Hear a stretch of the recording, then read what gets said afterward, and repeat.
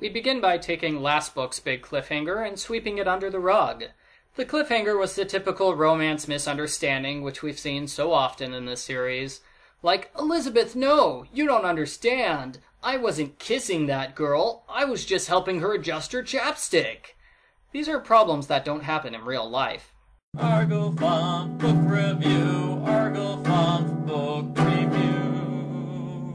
Elizabeth makes it clear that she's finished with Todd. Done. They're over for good and never getting back together, ever. Yeah, I've heard that story before. Elizabeth has officially moved on and she's going to prom with Devin, the hunk.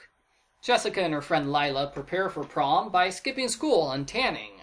Jessica promised she wouldn't go to prom with Jordan, but she's a liar, so she went behind her best friend's back and asked him out anyway. It turns out that Lila did the exact same thing, so they're both secretly planning to betray each other by dating Jordan. I've said this before, I don't know why these girls are best friends when they clearly hate each other. Jessica and Elizabeth get ready for prom, and Jessica can't help but notice how sexy and curvy her sister is. That strikes me as kind of creepy. She notes how Elizabeth's eyes are, no, not her eyes, our eyes. That's even creepier, Jessica. Is she just ogling her twin sister because it's the closest thing to ogling herself? Devin calls with a change of plans. He wants to meet Elizabeth at a fancy restaurant, not the lake. Jessica promises to tell Elizabeth, then she proceeds to completely forget about it because she doesn't care about anyone but herself. So Elizabeth goes to the lake, and when Devin's not there, she figures he's standing her up. Of course, that's when Todd appears. He came to the lake because it's their spot. Wonder why Elizabeth made prom plans at her old boyfriend's romantic spot. Weird choice of venue there. Todd says he doesn't want to go to prom with Courtney Kane. He wants to go with Elizabeth because he still loves her passionately. She remembers all the good times she's had with Todd, and they decide to go to prom together. Jessica and Lila show up at Jordan's house at the same time.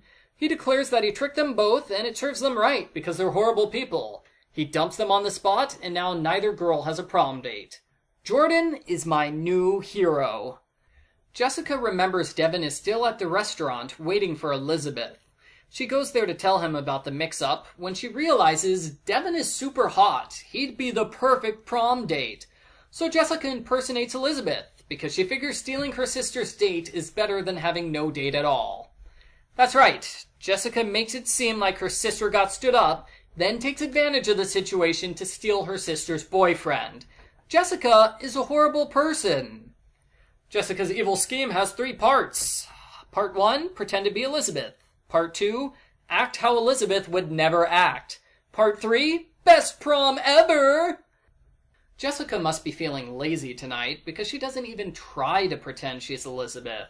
She avoids all of Elizabeth's friends, she gets whiny whenever somebody mentions her real name, and she dances inappropriately.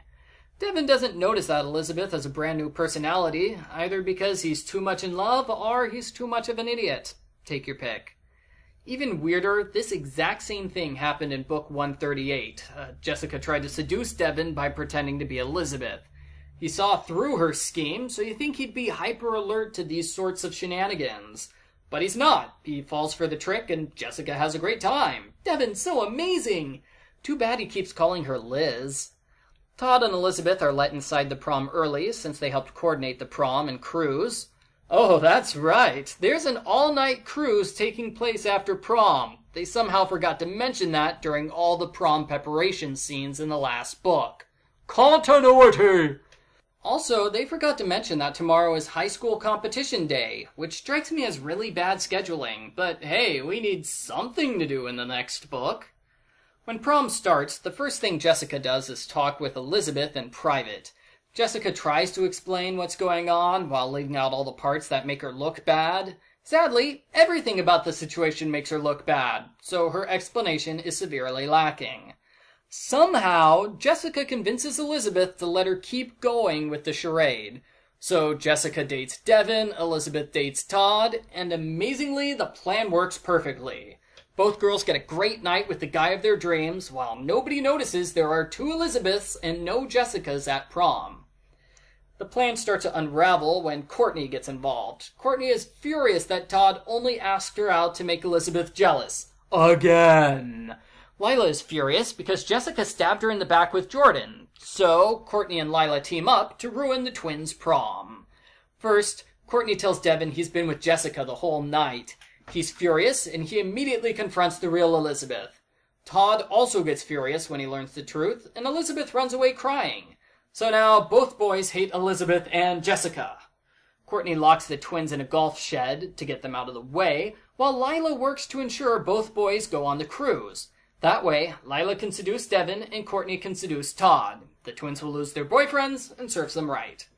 Lila tries to get close to Devin, but it doesn't work because he greatly dislikes her.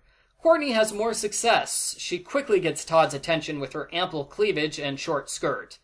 Just as quickly, he makes up a fake story about how he only took Elizabeth to prom as a pity date. Wow, Todd, you were so upset about the twins lying to you, I didn't realize you were just as bad. Courtney convinces Todd to go somewhere private where they can't be seen. They go to the side of the ship, and she pushes him overboard. As it turns out, Courtney locked Elizabeth's two best friends in the golf shed along with the twins, so the friends' boyfriends show up and help get them out. They rush to get a speedboat, and they catch up to the yacht just in time to save Todd's life. Todd says thanks, but he's still not going to date Elizabeth ever again. Ouch! The end. Post-book follow-up? I was surprised that the prom was in this book. With the other trilogies, they save the important stuff until last. Looking at you, Vampire Trilogy, that doesn't mention vampires until 300 pages in. So prom is finished halfway through the prom trilogy. Wow, what on earth are they going to do in the next book? I complained that the other trilogies were more like 2 books stretched out into 3. This book feels more like 2 books condensed into 1. The plot moves quickly and there are some nice reversals, like Jordan taking himself out of the book and Courtney coming from out of nowhere to plot a revenge scheme that turns into attempted murder. We never do get told if it's attempted murder, though. The book is deliberately vague as to whether or not Todd was pushed or whether he fell on accident. Guess that will be addressed in the next book. Or not. Maybe Courtney will get a free pass on attempted murder, just like book 59. While I liked the pace of the plot, I didn't like the plot itself. It's more silly twin switching based on misunderstandings. I tolerated the Jessica impersonates Elizabeth storyline up to the point where Elizabeth gets involved and agrees to string both guys along for no reason. Nope, you lost me there, book. Elizabeth should have exposed Jessica's scheme immediately. That would have been dramatic, and it wouldn't have required Elizabeth to break character for the sake of the plot. So overall, I'd say the first half of the book is good, and the final third of the book is dramatic, but the middle third is tainted by Elizabeth's bad decision, along with the guys becoming idiots and not realizing what's going on. Seriously, Todd wanted to punch Devin multiple times last book. You'd think he'd be at least a little interested in the fact that his hated romantic rival is now dating his girlfriend's sister. I give Sweet Valley High number 142, The Big Night, a 7 out of 10.